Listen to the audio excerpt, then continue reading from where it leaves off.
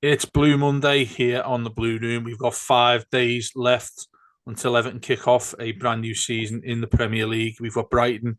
There's going to be plenty of action going on with us between now and when that game starts. And then, of course, post-match returns as well, live from the Denby, where we all just sort of have a big chat, a big laugh, and hopefully talk about Everton winning a game or two, which hasn't been too prominent in the last 3 years, but we've managed to get our way to still be a top-flight side. Me and Les with you to talk about and look ahead a little bit to what's going to be happening in this season and beyond, what's going to be happening against Brighton at Goodison on Saturday. Les, I wanted to talk to you about a couple of things that we haven't covered, which, there's not a great deal of things that we haven't had a bit of a chat about, but there's stuff that we haven't gone into depth with. Um, we'll talk about our starting 11 thoughts ahead to Saturday, because I know don't want to get into that too deeply, because tomorrow we've got the predictions from everybody who sort of gets involved with the Blue Room as well. So I don't want to get too far into that. But what I did want to talk about, which we haven't really done, based on last season, based on the years gone by, and it's a sad thing to say years gone by in terms of relegation fights that we've been involved with, but Goodison, and with it being the final year, obviously it's going to feel a lot different for everybody. I didn't go on Saturday. Don't think you went on Saturday either, did No, I you? didn't go either. I do wonder, and I'd like people who listen to us and on all our social channels as well. Let us know how you felt. Was Goodison feel any different for you, or anything like that? Did you see anything different, or potentially see what might be happening and things? Was there anything new about it? But more importantly for us, we've had a pretty bad record at Goodison in recent seasons. Quite obvious that's involved in the relegation zone fights that we've had and whatnot. This season, do you feel as if there's more pressure on it due to the fact it's the final Goodison year? And also, how do you feel that'll affect the atmosphere? Because I think that personally think, just to kick this off, I think there'll be a lot of tension. And I can imagine a lot of games to be intense, because if Everton are going into that, because we're going to lose a Goodison, we're not going to have complete. It'd be amazing if we did, but we're not going to go through a full season without losing a game at Goodison, are we? That's not going to happen. Oh Whenever no, there's a game there, I'm just wondering what the feeling will be about. And up until sort of planning today's show, I sort of took a step back and thought, well, this is unique as it gets. We know how historic this is. We know how sentimental we are regarding Goodison. We know how much we're going to miss it. Can't wait to go to Bramley Moore and all that sort of thing. But now, 5 days away, it comes to the crunch. How are you feeling about getting into Goodison, knowing it's the final season? yeah, I can't wait, and I am really looking forward to the season kicking off again. I'm looking forward to getting back into Goodison. Should be a nice day start of the season, nice and sunny, like we was talking about on mailbag yesterday, I think. But yeah, I'm a little bit apprehensive, I think, because there's because there's such a finite time on it now. We've got 19 games there, and that's possibly it. And unless we get a cup draw. And I think every game where the atmosphere is rubbish or something, it'll feel like a wasted opportunity, won't it? Mm-hmm. Because but then that brings pressure to try and make the atmosphere good. And when you try and force it, it just doesn't happen, does it? It's got to be like an organic thing, really, whereby it's usually the opposition, or if it's one of the bigger games, or if something happens during the game, that usually kicks it off. Um, you can kind of get away with sort of not contriving the atmosphere, but trying to get it going Yeah, for the first 5, 10 minutes. But if nothing happens during the game in that time, it naturally kind of dies off. And I think there will feel a bit of pressure on the fans to like not let that happen. But I think that's going to be really difficult. And in terms of the players as well, I think there is a lot of added pressure on because it is the final season. Because obviously, having survived the last three the way we have done, to go down this season will be just incredible, and yeah. probably incredibly Everton, really, just before we move to the new ground. That will be a disaster, and it can't happen. So I think there's a lot of pressure on there to go into that ground as your Premier League team. For what it's worth, I think we'll be all right anyway. I think the squad's pretty solid. As we Mm. said on other podcasts, I think scoring's going to be an issue.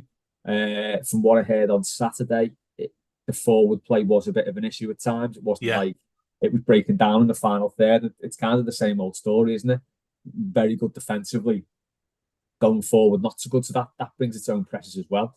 But yeah, I think there is going to be a lot of pressure around the club, um, on a game by game basis as well. Because when you're thinking this is the last time we're going to play United at Goodison, Arsenal, Liverpool, like all those teams that generally have a good atmosphere against, and it's often a good game.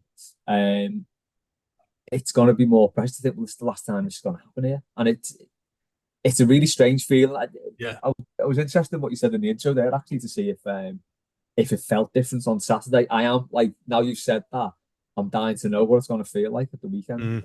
That's right. I think, every single minute, and I know Laura who does a lot, who does a lot of work and amazing photographs and things like that. She does. I'd implore anybody to go and have a look at the work she does, and some amazing. I've bought a load of it. It's fantastic. If you haven't had a look at what she does, with the photography she does around the club, which will continue throughout the season, by the way, because it's the last of everything, including what she did for the friendly as well. If you go and look at her Twitter account or X account, what they decide to call these days.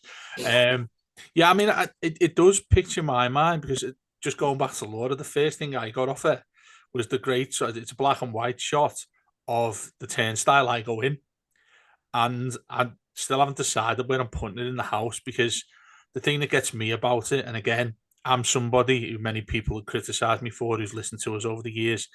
I can't really stand any sort of people that sort of the sentiment of it, what Everton have been for years gone by. I completely get it. Because we're a traditional club like that. We're at Goodison Park, which is obviously front and centre of all that.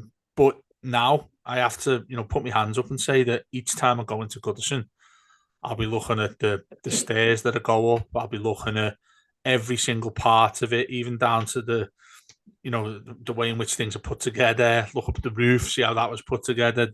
All sorts of different things like that. I think that's when I'll finally start believing that we're leaving this, because it's still, to me, I don't know about you, but it still doesn't feel like we're going.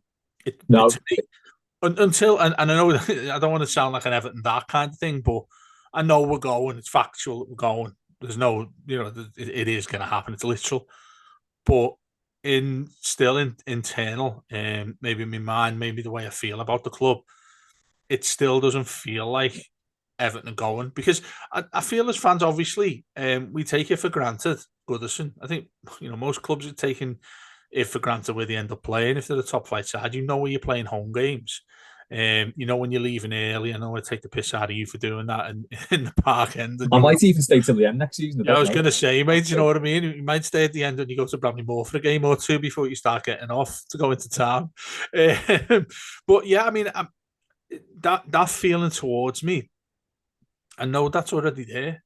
And going to my seat, and you'll always remember your favourite times, your favourite moments, your most hateful moments, everything that's been an emotional effect to you at Goodison Park, you're going to remember. But I think it's going to be 10, 20 fold that sort of a feeling when you're watching games. Because like you mentioned there, the opposition, that's why I'm pretty happy we've got Brighton at home. Brighton are a good side, mate. I'm not taking for granted that we go and win that game. But having Brighton at home feels like we don't really have an extended relationship with Brighton. They're not rivals. There's nothing really to do with Brighton. Yeah. When it comes to United, to like to Chelsea, Liverpool, obviously, those games from like top six sides that come to Goodison, I think they're going to feel a hell of a lot different to what it's going to feel like against Brighton now. Because I feel like we're going into Goodison feeling like it's a brand new place for me, because I just got this feeling that it's going to be completely different, and it's going to take a while for me to figure out what this is in a literal sense, if you get what I mean. I mean, many people listen to this might think I'm just being absolute nonsense here, so do let me know if I've been chatting absolute shit about this. But the more and more, obviously, as we got closer and closer to new season, I've started thinking about this, and the players' side of it too. I wonder if there's a reaction to them. Now, I'm not talking about the new lads coming in, obviously, because it's a completely new place for them. So, they're not asked, or I'd like to think they're not asked, because I think there's baggage that comes with the likes of Seamus, even Pickford, players there that you think they won't be too bothered about this. They just get their head down and play football in 90 minutes. I think there's a little bit more about that to certain amounts of them, certain players that we've got. I think there's a big thing in and around that mentally for them. And pressure-wise, you mentioned it there about the way in which we feel as fans and the way in which we support our team. You know, the amount of times where we've proper got behind the team and they've let us down. You know, we could notoriously just talk about that all night long, couldn't we? Yeah. And it goes back to that age-old, you know, chicken and egg. You know, is it the fans and, you know, is it the team? Blah blah. Does that feel different to you this year? Do you think you're going to have to go in there as an Everton fan and think, do you know what, I've got to come away with a sore throat in this because it's the final season at Goodison? Or are you thinking these players, this is the fourth time we could potentially be in a relegation fight? I'm not going to start screaming at these lads that need to make me scream, if you get what I mean. Yeah, I don't know. It's really difficult because I don't know how we're all going to feel when we get in there. I said I think the pressure is on us to create an atmosphere, but it's that chicken and egg thing, isn't it? If we do and the team don't pick up on it, it all just falls flat, doesn't it? I think going into Goodison, it does feel like it's going to be a season where, like you say, you're going to be looking at everything around the ground. You're going to be like sort of taking it all in a little bit more than we have done previously, maybe. But it's not just about the ground, which is obviously, you know, a massive part of Everton's identity. Once we leave Goodison, you know, we're just another club who's moved into a new stadium. Yeah. We're not Everton who play in the world's first purpose-built football stadium, which is what Goodison is. And that's a massive thing. That's a huge part of the club's identity and history. And that'll just be gone. We'll no longer be that club. We'll be the same club, but just in a brand new stadium, which, you know, puts you like Arsenal, Sunderland, Tottenham. They're all in that sort of bracket now. Well, the stadium's going to be brilliant, but it's going to be an odd experience for everyone. And when you're looking at those games where we can create an atmosphere, or we usually do, we might not be able to do that in a new ground so easily, because it's going to be a completely different experience. Probably going to be sat by people we've never sat with before, and that's another thing. I'm going to miss everyone we sit around. Yeah, you know, fellas, I don't even know the names of half of them, and they don't know mine. Don't really know what each other does. You still know them for 90 minutes, though, don't you? Yeah, but you're best mates for 90 minutes. Yeah, and I will properly miss everyone. And that's going to be really difficult as well, because you can't put a price on that. You do make, even if it's just for like the match, you do make a lot of mates there who sit in and around you, and you know, these are people you might never see again.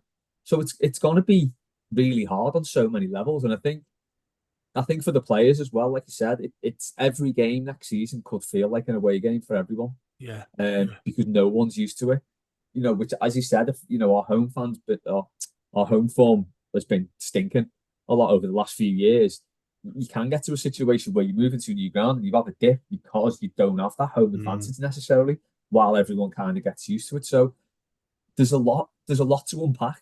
It is. We've got a season to unpack it, but it's dead difficult. I don't know what it's going to be like. I don't know if we'll feel quite emotional going in on Saturday for the first game, knowing, right, I'm only going to do this 18 more times in my entire life, and that's it. It's really weird.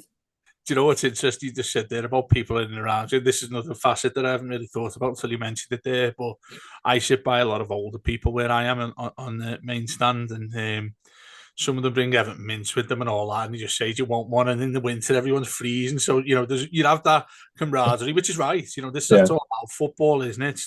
Since the start of time, that's what it's been like.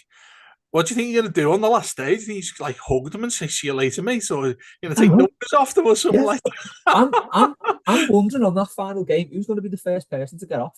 It'll be someone in the park end, obviously. Mate, you won't even go. I think the ground will just be full at the end, won't it? The away fans will like... It's going to be a pitch invasion, isn't it? That's pretty obvious, and the club should be well aware of that. You know, even as mad as Everton are, even they should be prepared for something like that happening. What they do, I mean, obviously, I would imagine all the legends and all that just going to line up on the pitch, and there'll be various stuff like that. And I know they said, do you remember the West Ham black cabs? No. When West Ham left Upton Park. Oh, yeah, they had all the cabbies going around. Came onto the pitch with celebrities in. Mate, David Live is on the pitch. Delta just driving in circles on the outside of the pitch. It is funny, and you know, I didn't think, you know, that we'd be starting talking about this, but with the season being so close, I do think that emotional side's hit me quite a bit, And when even like down to Rossi's back as the pitch announcer. I know Graham, which is really unfortunate. They decided to change who does the announcing because he's an incredible guy. I know him really well, and I hope he gets on and does that sort of thing because he's really good at it. But you know, sometimes I look at stuff like that. I think the club have gone a bit too far here with the fact. Well, I think the first thing that many people have criticised is having to pay 55 quid to go and see Thomas Gravis and chat a load of shite. Do you know what I mean? It's that sort of thing. I'm like, just make sure you don't push it too far. Again, I do feel sorry for them because you look what with the kits thing. A lot of people who work there, as we know, haven't come out and said, I really want Everton to be owned, to have their kits ran by Castore and all that sort of thing that goes there. You want a little bit more tradition to go with it. I get that side of stuff.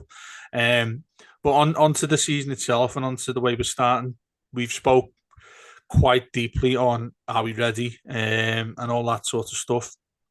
With there only being a few days left to go and what we've seen over pre-season, I don't know how you feel about this in general because I know, like I said, we've got our preview pod that's coming up and everyone's going to make the predictions of what's going to happen this season. How are you feeling inside? When I ask you this, I mean, I try to go like as quick as I can, like straight shot at me. How do I feel about Everton? Not something I want to sit there and think about and talk about too deeply, which we've done all summer. But do you feel okay about what we've got and how we go into it? Because personally, I look at who we've brought in and I've felt like a little bit of a kid when I'm like, oh, who's that new striker? Well, obviously not striker. That's probably the wrong thing to say, ironically. Who's that new midfielder? Who's that new winger that we've got in? All that sort of buzz that you get around the season starting. But we spoke about the striker issue the other day, didn't we, on Mailbag. Going into this one, though, you're just thinking, same again here. Sean Dyche just wants to keep a clean sheet first and foremost, and then job done. Yeah. Oh, definitely. I don't think that'll change next season, and I'm not averse to that. To be honest, it's a good platform to build on. You keep your clean sheets first and foremost because you can't get beat then, and then you try and score. I as a tactic, I quite like that. I think we've got better players to counter attack now if we do play that way. Obviously, there's still some big gaps in the team. I think on Saturday again when Coleman went off injured, the right back spot was a glaring sort of weak point of the team, wasn't it? We've got Mikalenko at left back. That's about it. Although I suppose push came to shove, McNeil could fill in there, or actually Young could play over there like he has. But again, it's not ideal. I think I'm a lot more confident now about the midfield. I haven't seen David Boonen play a couple of games. He looked really good against Preston. I know it was only Preston, but that was their last pre-season before the season started. He finished around the same place as Coventry last year, so they're not a bad side. Obviously, Coventry beat us 3-0. So I think I haven't seen him play the last two games. It has to go in, doesn't it? We haven't even started the season yet, but it's like, just need to drop this little asterisk at the back of what I've just said. Oh, God, I can't let that one drop. Yeah. But yeah, so I think having seen him play a couple of games, he looks like he could fit nicely into that midfield and possibly be the sort of player we thought Onana was and isn't really. And he looks more adept at what we need in that position to sort of complement Garner. Got James Garner to come back, obviously. So yeah, I do feel quite confident. My worry is, I don't know, I've seen Matt and Mick have done something about this with the core. My worry is that he keeps persisting with the core and he keeps persisting with McNeil, even if they're sort of slow and play down a bit when we've brought in two lads who are like lightning. Do you mean in regards to positions with them, or just in regards to with the starting 11 and position? Right, yeah, okay. Go with basically the same as last season. Yeah. With the same players who he knows and trusts. The mad stat with the core that I didn't realise until I read it today, I think Green Nick picked this one up, was that we've only won. I've forgotten it already. It's that good a stat. No, basically, I think we've only won 3 games in 4 years he's been there when he's not played. I think that's the stat. Yeah, I think that was it. Something similar to that, yeah. Yeah. That's astounding, isn't it? That's incredible. And, he's one of those players, like we said, his first touch can either be like kill it dead or kick it into the bullens. He's that hit and miss. Yeah. But he's obviously key to the team and the way the team plays. And even when he has like some stinking games, he'll pop up with a goal. So he's a key player, but I think he wasn't the same player when he came back from injury last season. That could be behind him now. He's had like a full summer as well to train, so that might not be an issue. But I just worry that we might persist a little bit too long with those players instead of bringing in more dynamic players. Flip side of that is, of course, if you start with those players, you've got the fast lads to bring on off the bench, and really, switch it up and change it and take it to the opposition. So I think we're in good shape for the season. Brighton's going to be a dead hard game because they look like they've made some good signings this summer as well. He spent 30 million on a defensive midfielder from Feyenoord, and obviously got the lads from Newcastle, Winter, who we were after. He's got last minute screaming all over him, hasn't he? The Saturday game, that's how we lose that one. But yeah, I think that they're always a handy side. I think they flattered to deceive a little bit, though. They're never as good as people seem to make out. Again, they finished 10th last year. And then Dyche gets off. Yeah, we would have been behind them on goal difference without the points deduction. So there's nothing really between the two teams, and we've got a good record at home against them generally. But yeah, it should be a good game. I'm looking forward to it. I'm looking forward to seeing that first lineup at 2:00. Shaking my head and tutting with everyone. But when he lines up like 9 at the back or something like that, puts Calvert-Lewin just on the centre circle. And that. Yeah, I mean, that's the thing that sort of juxtaposition. I think with Dyche, if you were to choose a manager to have the last season at Goodison, certainly wouldn't be Sean Dyche, would it? Because I thought so. You want to see Everton playing the way of, obviously, as the song goes, the Everton way. I don't think Sean Dyche is anything like that, really. Some people might say he is in terms of the way in which you have that sort of fighting style in terms of what we did in beating Liverpool, that 2-0 game towards the end of last season. But in terms of the away side of things now this is a little bit different for me because I was really relishing when we played away last season. You think about when we sat there doing the Burnley game away from home, and Michael Keane scores that towards the end, and we go and win comfortably away from home. I do wonder if what we've spoken about Goodison wise refers to how the players will be when they do go away from home. Are they going to start feeling like it's nice to go away from home here? We don't want all of these on our backs when we're not playing so well at home. It sort of felt to me last season like we were like that. There was a burden off the players when we went there. You think about the ones where we got the 4 wins on the spin. They all away from home, were they? I can't remember. No, were they? No, there's some at home. But the away games under Dyche, to me, he's the most ideal manager for that because he's incredibly the knowledge of him playing away games where he knows for a fact your opposition's going to have far more of the ball than you is as good as you're going to get. I think that's what's ideal when you've got a side that's the way we've been for, well, let's face it, feels like ages now, doesn't it? Years. He seems to be the best one of them all who's taken Everton away from home and knowing what they've needed to do. There's no naivety in Sean Dyche, and that's what I really like about him here. So following on from what I asked you about Goodison, do you feel there's a sense of pressure on these away games?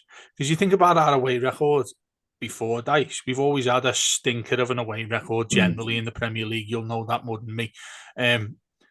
Do you feel like this is going to be as crucial as it has been?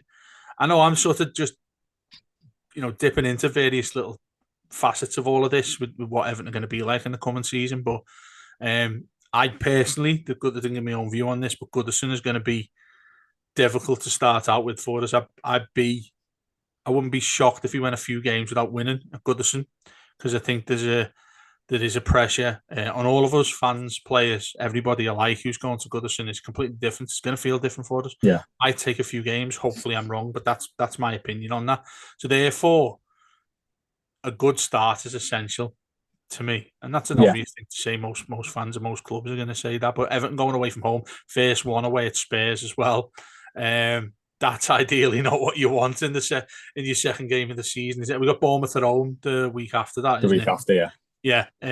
So I think many people are sitting there saying if you take 7 from those first 3 games, party time, isn't it? You're going on holiday straight away. I think we're already safe.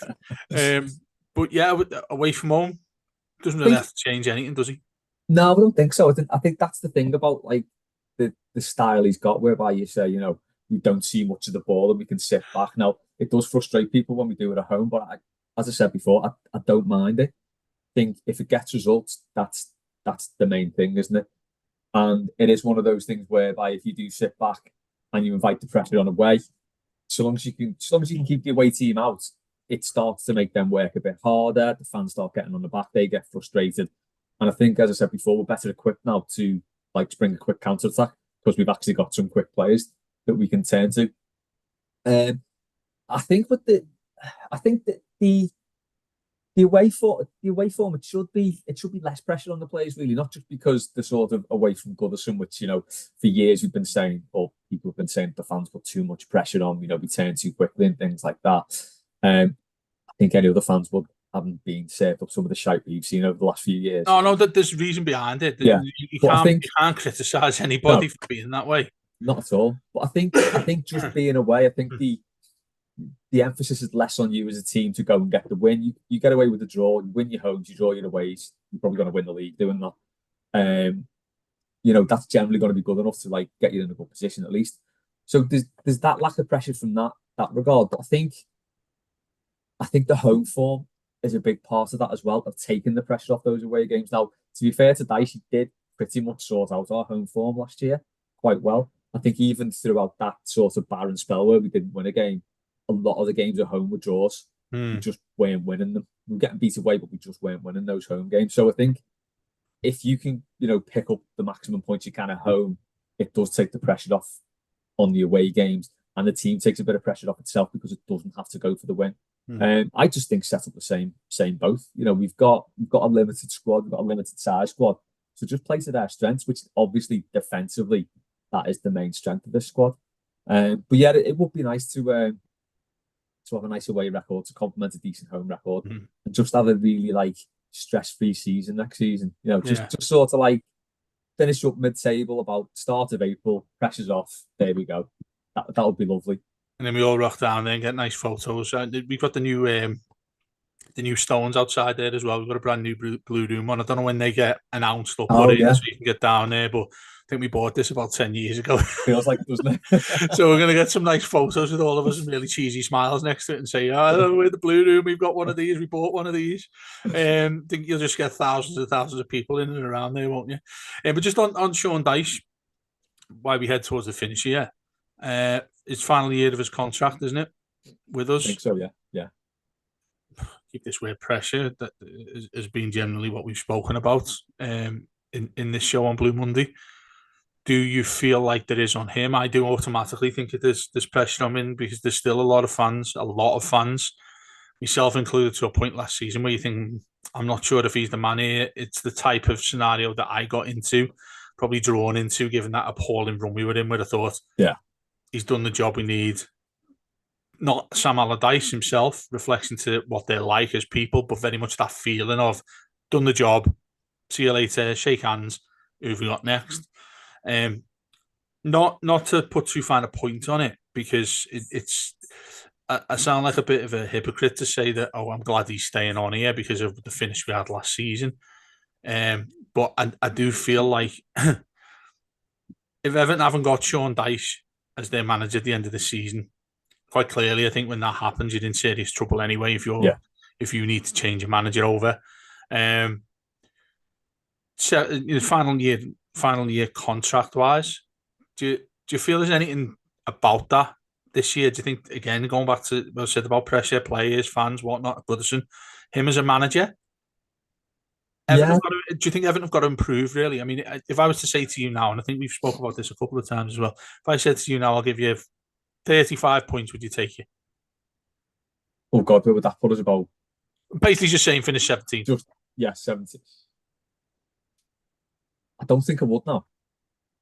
I think I'd gamble it, because I think there's nothing wrong with if is it a gamble though, Les? Is it a gamble if you would say no to finish 17th? Is that a gamble for you? I don't think. I think given what he's done the past season and a half, he's definitely showed he can get results out of this team. And I think this team we're going to be lining up with next season, or this coming season, is better than last season's. So I think we should be all right. The pressure is on him because he'll want a new contract. He'll want to manage Everton going into that new ground. And I think if we do get a comfortable mid-table finish next season. Let's say we finish 11th again, but like properly finish 11th this season, not just like without points deductions or whatever. Mm. I think he's earned that. I think it. I think the days where we get ahead of ourselves and rush headlong into getting a new manager because this one doesn't feel quite good enough, I just don't think we're there. That's all. This could change if new owners come in and you have a complete clean sweep of the club and do it properly. Then maybe it'll get to the end of his contract and we did a great job, just what we needed. Yeah. Thanks. Yeah. Ta-ra. Which again would be fine so long as they deal with it properly. But I think I wouldn't be averse to the continuity. I know it drives some people insane, the type of football we play. But for me, I'm only really asked about getting results. I don't really care how the team plays. We could play the most fantastic game of football and get beat. I'd walk out the ground pissed off. So I think you come off the ground getting a result. It's when you're playing crap and you don't get results, that's when it's like the worst. But we didn't really do that for that much last season, apart from obviously the big bit in the middle. I think the bookended either side by those winning runs, it kind of shows you like, if you do win a game, how good it feels, especially those three on the bounce at home towards the end of the season. So I think he's got enough. I think he's got enough as a squad to have a comfortable season. And I think if he gives us that, I don't see why he shouldn't be offered a new contract, really, because he definitely earned it. He's, we talk about like managers earning a bit of goodwill for when things go wrong. Now, a lot of things went wrong last season. 2 of those were completely out of his hands, the 2 points deductions. But he still managed to get us safe, like without much drama. Really, Sky and everyone were waiting for that Luton game going on the Friday night. Sky were absolutely itching for that to mean something in the scheme. The whole country couldn't wait for that. Yeah, but it didn't mean anything by the time it came round, really, did it? Because we won those 3 games on the spin. So it was like, I think he's definitely got enough there, and he's a good enough manager to just get us comfortable. And if so, I think he deserves a new contract. He's built up a lot of goodwill, I think, with what he's done over the past season and a half. To keep us up that first season was incredible. To do it last season, again, incredible given the points deduction. So yeah, he's got a lot of cash in the bank for me there. Yeah, and I think that you need to appreciate the baggage that he had in and around him as well. That he's had it, and he'll still go into this season with it as well. Won't he? Given the board situation in inverted commas, because it still doesn't feel like we've got one. I don't know who's running the club at all. It's like that made no idea. Yeah, no idea. It's someone in a balaclava. Do you know what I mean? It probably suits them to get in and out of the crowd there, with people not knowing who he is or she. With that, the ownership thing, I think we hinted at it. There's a bit of news, wasn't there, when we were doing mailbag the other day? Yeah, and Three King Group have come out again. I think they said they might buy a minority stake in the club now, which could be a precursor to buying a majority stake in it. That's what happened with Managerial, wasn't it? Is this a lingering thing for you though? Because to me, it's been ongoing in the background for 18 months, 2 years now, 777 and all that crap. Yeah, have come along, but that narrative has continued on the back burner, off the back burner. We're playing Roma, who pretty much that was going to be 2 clubs they owned against each other. That obviously didn't turn out. People have been looking for them all over County Road as well to see if they came in to see the game and think, do you know what, they're still going to buy us and all that sort of thing. This guy at Crystal Palace as well, I think there's plenty to know about him, given that he was at Crystal Palace. Seems like normal. You've got to say that's big praise to call an owner of a football club normal. Palace have been a basket case like over the years. I mean, Steve Parish, they've had some rough times themselves. So the fact that he's come in and he's made them a pretty steady club. I think Oliver Glasner's a good appointment as manager. Came in and did brilliant back end of last season. So it looks like he knows his way around the football side of running a business. Unlike Mishiri, unfortunately, obviously the fellas from Roma, the Three King Group, they're the same. So if it comes down to between those two, they do seem like good options. And I just don't think we can move on until that's sorted, can we? It feels like, when we were signing players this summer, I don't know about you, but my thoughts were going to, how are we affording this? Where's the money coming from? Yeah, absolutely. Yeah. It isn't something we should have to worry about. But given the fact that the sanctions that got placed on us last season, as fans, we do need to worry about that. Remember when Mashiri first came in, it was like, it's not our money, I'm not bothered. Which is what you should feel. But that is this. I think people have got tattoos of that. It's not my money. It's not my money. I don't care. As a football fan, that's how you should feel, because the people making those decisions to buy players should be good enough at their job to not do what Everton did. They That's should it. be The only good at thing that. we should be asked about is how they do on the pitch. Yeah, exactly. Yeah. So it would be nice to get back to a position where we're not worrying about that because again, there's another. I know it's only Matthews, but there's another PSR breach hanging over us, which would make sense given it's a rolling 3-year thing or something. Yeah. But I just can't be dealing with that again. So it would be nice to just put that behind us, wouldn't it? Mm-hmm. Yeah, I also think that is something that I think is essential to be sorted before the end of the season. Take away the Goodison thing that we've spoken about, and it's been like the common theme that we've spoken about in this show. That needs to be addressed, and it needs to be addressed quickly. It's still going to be something I think that'll linger throughout the season. Well, obviously, it's not going to happen by Saturday. They're going to have a new owner in there, but getting a lot of things up in the air sorted as quick as possible. Absolutely, I think you hinted at it then. Absolutely is essential for us to crack on. And you're not looking at what you said about Sean Dyche and the praise you gave him there. That's very much part of why he deserves it, given that he probably walks into work and there's a different person in there saying, I'm such and such from somewhere. Is what you can do over the summer. There's Kevin Thelwell. Can you two go and have a chat and I'll see how much money there is? Or, you know what I mean? Like really Yeah. cartoon-like things that you've got at boardroom level at Everton. There has to be some sort of thing sorted out there, not just with the pressure at Goodison, not just with Bramley-Moore, but you can't go through a season with so much in the air. All of us, it drives us all mad anyway, as it normally does, doesn't it, at various stages when we're sitting there doing post-match when we haven't won about 15 games in a row. I mean, everyone's trying to get a more of a drink, aren't they, there, even if you don't drink. But do you feel that is going to happen? That's going to happen soon? Because these things, the due diligence and all that sort of thing, nobody's going to rock up. The guy from Palace is not going to rock up tomorrow and say, see you later. See you later, Eagles. I'm here with the toffees. Do you know what I mean? He's got to sell his shares anyway, hasn't he? Which he said he's confident as buyers, but that can take a long time. What annoys me is we just wasted a year by giving 777 exclusivity. Now, I don't know the ins and outs of any of this, but that could have been because they were sort of propping the club up. They were giving the club money. So that was the trade-off that we gave them so much time. But it does feel like it was, a lot of time wasted there. And obviously, it's still a bit of a millstone around our neck because players like the Freaking Group look at the books and we can't really get involved in this because they're, a bit dodgy. Yeah. We don't know what's going on with them. I reckon just get Changi, Mr. Testicles and Dixie on the board. Just do that. If they are not involved at any of those 19 games this season, I will be campaigning on the edge of Goodison. I'll be going on the pitch, knowing there's a pitch invasion after the last game of the season against Southampton. I'll be on there dressed as Mr. Testicles, and you're going to be there as well, dressed as Mr. Condom or Mrs. Condom. The winky condom. The wink. I always forgot he winked as well. He's winking. Yeah, it is. Mr. Testicles with his big smile as well. I'd just like to see the two of them go head to head in a game of at half time, a game of pens or something like that for crossbar challenge. Oh yeah, I'd love that, mate. And yeah, whoever wins it goes and does a slide across the pitch. Maybe final game for Southampton. We should all dress as Mr. Testicles. Yeah, I'd be more than up for that, and I'd have them as I know we'll have the toffee lady still going. I don't know. Is she still? I get in far too late to see. Yeah, me too. Surely she is. She must be. Well, that's gonna. These are the things I'm talking about this season. So stuff that obviously stuff for kids as well. They're important as well. Yeah.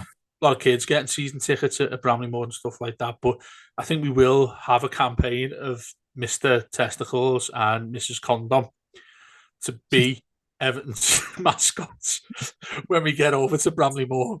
Just, these are important things. These are important things, Les. I'm being serious about that. They are actually important things, as much as the frivolity of laughing at the suit they've got, which, the pubic hair is the thing that gets me on Mr. Testicles more than anything else. Whoever took that picture of when he's smiling, looking like he's going to strike one. Oh, thinking about it. That is one of the best pictures I've ever seen by any person in the world. That's no offense to Laura, who we've bigged up the work she does. I will give her a plug towards the end of this one because she is amazing. Go and have a look. We retweet her stuff all the time. Go and have a look there because it's Everton's last season. It's Everton at Goodison Park. It's Everton trying to stay up, hopefully not in a relegation fight for the 4th year on the spin. That was a much more confident podcast. I think Les hope we're still doing the same thing this time next week, this time next Monday, Oh my God, I know. after 3 points against Brighton. But we'll see on the other side of that. As I always say, we've got bag loads of stuff coming up. We've got a brand new show coming our way as well, which you'll find more about tomorrow morning if you listen to this on a Monday night. But you'll already know about it maybe if you're on Tuesday when you're listening to this anyway, if that makes any sense whatsoever. I think Matt's already got the weekend preview with some fella from Brighton, as I said. Some fella from Brighton. Or some lady from Brighton. And yeah, loads of stuff coming up as probably one of the funniest mailbags we've had going into pre-season. Mr. Testicles involved. All of that'll be across the year, by the way. I think there'll be some funny questions going on about Goodison's final year. So as I say, loads coming up, and we are back with post-match. Me and Lesby on post-match in the Denby. Make sure you get down there, say hello to us, or come in and have a drink. Amazing pub, one of the best you could ever find in this country and beyond, and up the toffees.